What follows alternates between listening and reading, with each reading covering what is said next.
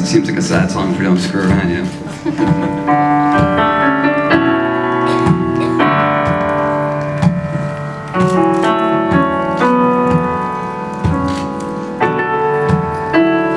For a small sign,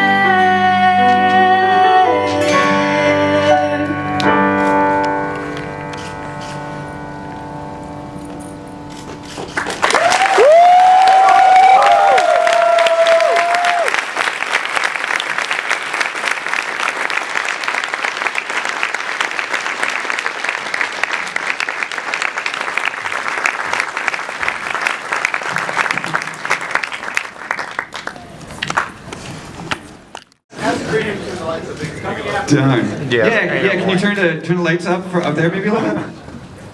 So, you know, as usual, like, no spoilers. Which would make you think that I know more about, oh my god.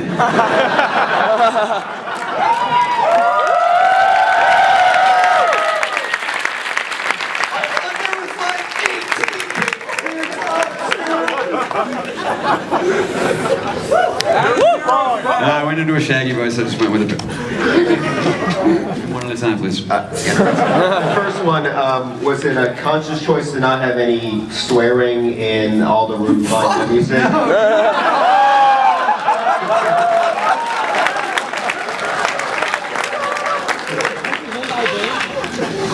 No, I was used to getting paid by the cuss word, actually, in Red vs. Blue. You know? It's like, Matt, man, this has like 4 F's, couple S's, B. Or was it just to keep it all ages friendly? Yeah, no, that was a conscious effort from the beginning of RWBY to keep things clean. And as many of you know, I kind of screwed that up a little bit. Yeah. Yeah! We didn't know. I mean, we knew. I knew the idea of series is clean, shows clean, let's keep it clean, you know, and I was like, that's fine, you know. The character themes, was it difficult to make such different sounds for each character? The truth is, I was just thinking about this, you know, and the truth is that when we did the trailers, first of all, the very first trailer, we worked so crazy at the end of RWBY season 10, and it was just so like, that like, you know, I kind of knew there's this like other thing with this like awful little girl like hurting all these like sweet puppies, you know, that like I'm supposed to do something with, and I'm like, all right, sooner or later we'll get to that, you know. And I didn't think about it much. I really didn't think about it much, to be very honest, you know, until all of a sudden it was there, and it was like, okay, finally finished the Red vs. Blue thing, get to this thing, and it's like, okay, cool, what is this? Monty? What's going on? So Monty gave me, you know, at that point he gave me, you know, some good general descriptions of, you know, of the characters, enough to be able to write those 4 lines in the Red trailer, you know. And it wasn't, honestly, really, writing the trailer music, I wasn't thinking, I should have been. You know what I mean? Like, John Williams would be like, dude. And he'd be like, dude. John's not related to me, luckily for John. So just, 3 people go sit down right now. Came out of the trailers music.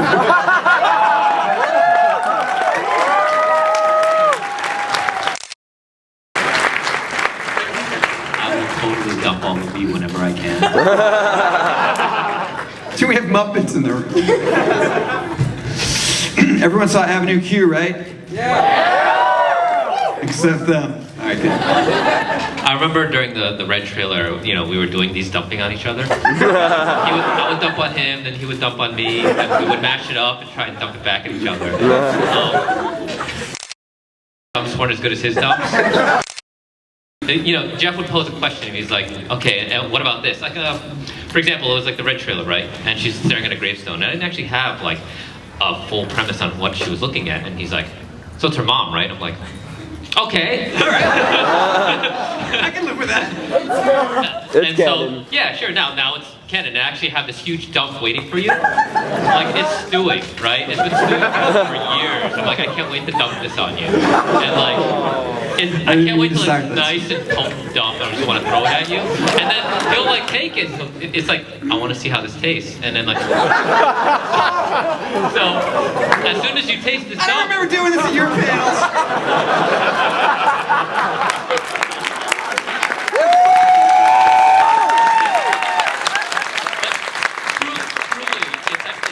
It's such an organic process. These dumps are so organic. It's such an organic They process. smell great. Yeah, I mean, organic dump is way better than any type of dump. If you want it to be good, keep your dumps organic. So, but like, it's true that this process is very organic. Like, I'll come up with something, and the idea will be like maybe halfway there, and maybe just a slight inclination of idea. And then, in order to process it, you know, I'm like, Jeff, give me back this dump. I need it. I need the dump back. And it's like, we then formulate this stuff. It's from very natural causes. Sometimes, a lot of times, you know, the result is very like natural because we were waiting for the result more than the actual like idea. Yeah, it's great. It's great that way. There's a very Harvard type. now every word is about Bible. I was just gonna call it a very loose.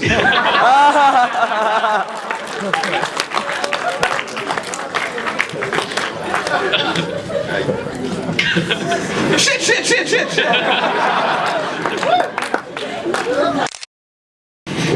Excellent.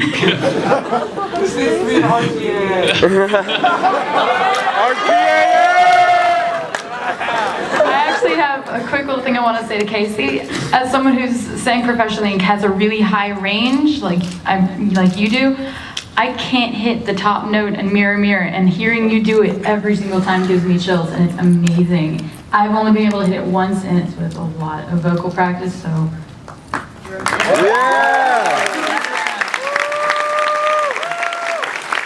then my question is also for you. Which song that you sang for RWBY do you think resonates with you the most? Like, which one do you connect to the most? It's a hard one. They're all pretty deep.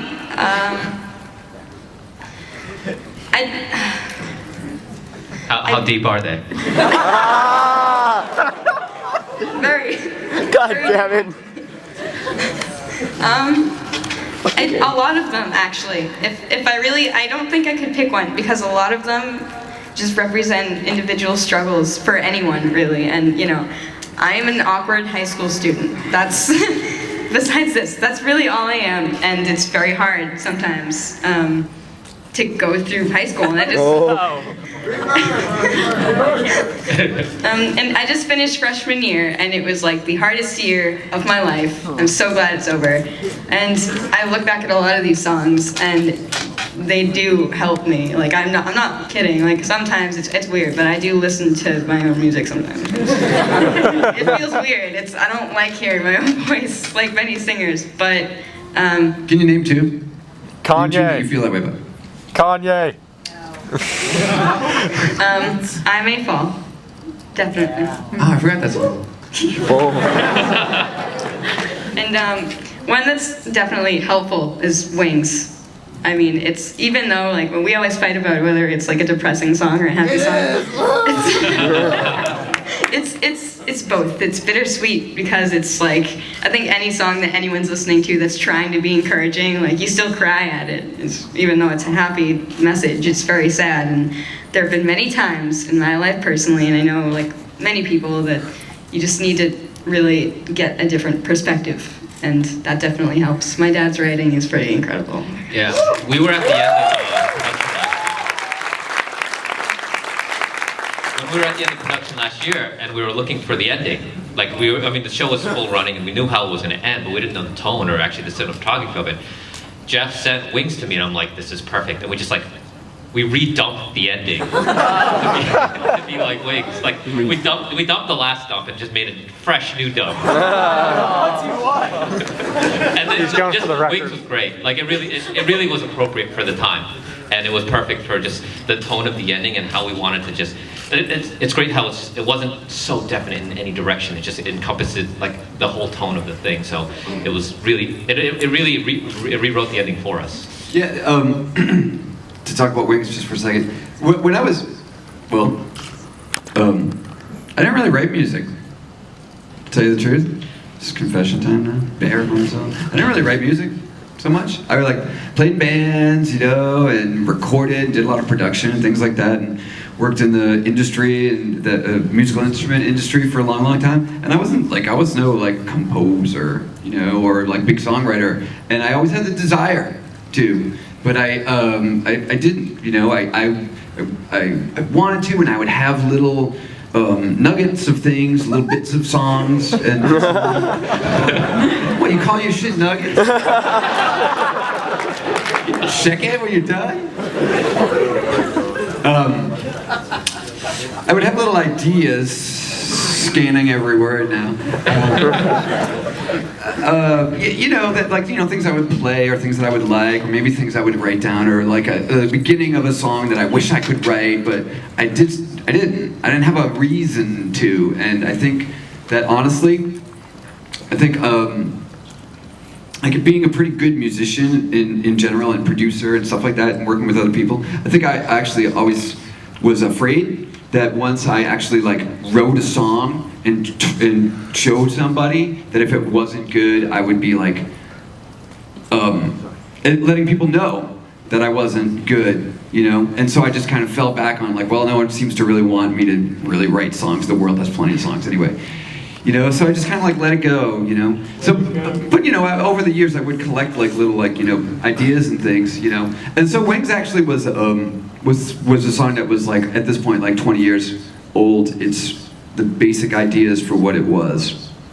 And without giving you like too long a story about it, what really happened was I kept a little bit of lyrics. So once I started working with Rooster Teeth, so there's no good reason for Matt Hullum to be like, hey, you want to write music for us?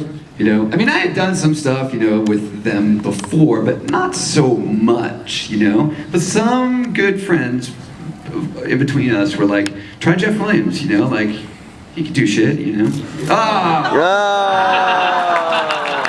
I really fell into that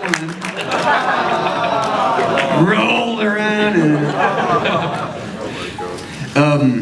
So anyway, once I started doing some stuff for them, all of a sudden it was like there was this reason to do things and to try and to like try really, really hard, you know. So yeah, what happened with Wings was the original lyrics for the song started with the words 12 hours. And what happened is in the RWBY episode at the end there, when they finally find Blake and Weiss comes over to confront her. She goes, no, that was last year. Reverse spoiler. She says, 12 hours. You know? And I really just think that it was that made me go like, oh yeah, write that song, which could be about Blake. And actually we had no time. And I was like, I gotta do something with that song right now, even though it was, I already had a to-do list that was this long, and that song wasn't on it. I was just all of a sudden like, I need to work on that song right now. And I'm like, this is such a bad idea, you know? And I was just like, okay, I'm gonna give myself like an hour to rewrite the lyrics for what's going on in RWBY. And I did it. And before she knows it, I'm like, you can't go to California right now. In the morning, I need 4 more hours with you. And she's like, I hate you. And I'm like, no, the song's really easy. She's like, none of these songs are really easy. But we cranked out the demo version of Wings in like 2 hours. And most of it was what was the keeper version because she just nailed it, like she always nails it. And we just sent it over. So there you go. That's the story with that. Thank you guys. No. Wait, I pressed the button. Wait, okay, press the button again. The screen's black. Oh. There we go. And that's what I wanted to show you. Me and Casey and a piece of pizza. Minecraft. That's blue. Are you ready? Temple Run. Now check this out. You know how I was just showing you like multi-track stuff with like 100 tracks and everything in there? That's awesome, right? And all you want to do with your spare time is to like, on your own, be able to see that in that way and be able to just like, oh, I want to hear just the vocals or I want to just listen to just the drums there. We're releasing this app.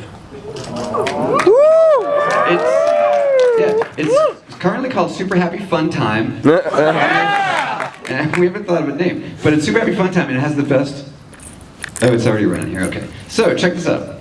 We'll go over to songs and give me a song. Time to say goodbye.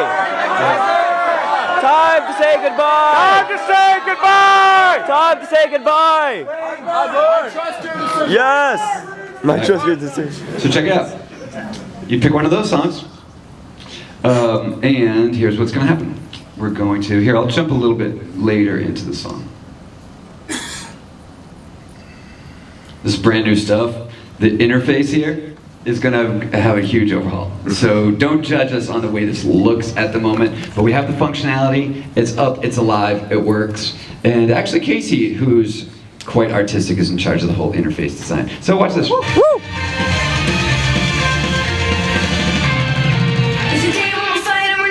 All I gotta do is press these little buttons. And I can hear it.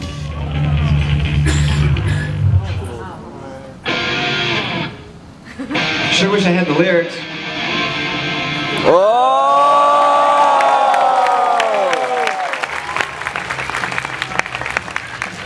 Sure wish I could change the balance on some of these things. Turn down the drums and turn up the orchestra.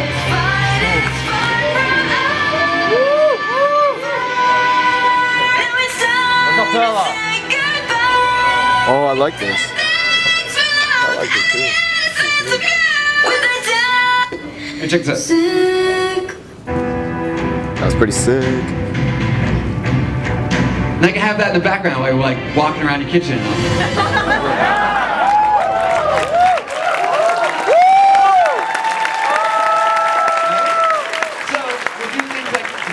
We'll offer like more content for it, like, you know, like a bunch of like drum loops and remixy type things, so you can like do your own remix of Time to Say Goodbye, right? And then we'll have a page where you can put up on SoundCloud. You just press that button and you can just share that thing out. Many requests for like karaoke versions of songs, guitar only versions, so you can learn it. So over time, we'll be doing things like, you know, adding guitar music, sheet music, tabs, and things like that, you know? So our initial thought is that the app is free. And a couple of first songs are for free, so you can play around with it, you know? But we were really careful. It's not just like for audio guys or remixers or whatever. It's really simple, you know? It's like, you can just like, Mom, check this out. She'll be like, oh, wow, you can mute the drums. That's fucking sweet. You kiss your kids with that mouth? All right, we're gonna play another song.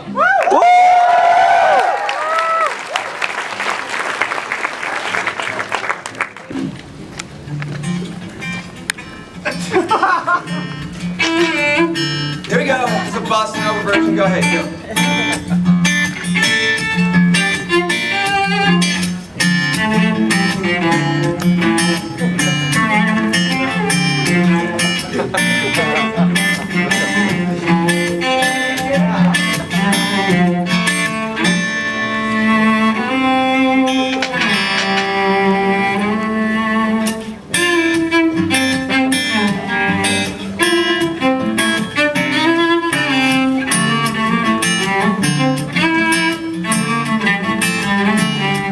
See what I bring you?